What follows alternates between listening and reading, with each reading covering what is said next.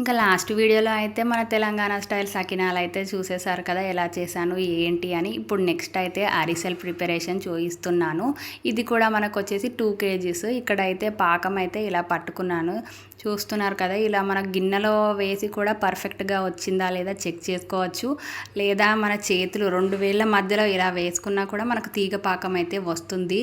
ఇప్పుడైతే మనకు అరిసెలకైతే పర్ఫెక్ట్గా ఈ పాకం అయితే రెడీ అయిపోయింది. ఇప్పుడు ఇందులో కొద్దిగా బియ్యం పిండి అయితే వేసుకొని కలుపుకోవాలి. ఒకేసారి అయితే మొత్తం అయితే వేసుకోవద్దు. ఇందులో మధ్యలో ఆయిల్ కానీ, మీరు నెయ్యి ఇష్టంగా తింటే నెయ్యి కానీ యాడ్ అయితే చేసుకోవచ్చు. ఇంకా ఇక్కడ అరిసెలు చేసేటప్పుడు మాత్రం నేను ఎలా చేశాను ఏంటి అని అయితే చూపించట్లేదు. ఎందుకు అంటే అవి బ్రేక్ అవ్వడం ఇలాంటివన్నీ జరుగుతాయి కదా. సో నైట్ అయితే కూర్చొని అందరు పడుకున్నాక ఇదైతే రెడీ అయితే చేశానండి. చూస్తున్నారు కదా, నీట్గా అయితే ప్యాకింగ్ చేసి వాళ్ళకు కొన్ని ఎక్స్ట్రా ప్యాకింగ్ కవర్స్ కూడా ఇచ్చాను. వాళ్ళు సపరేట్గా చిన్నగా ప్యాక్ చేసుకుంటా అన్నారు.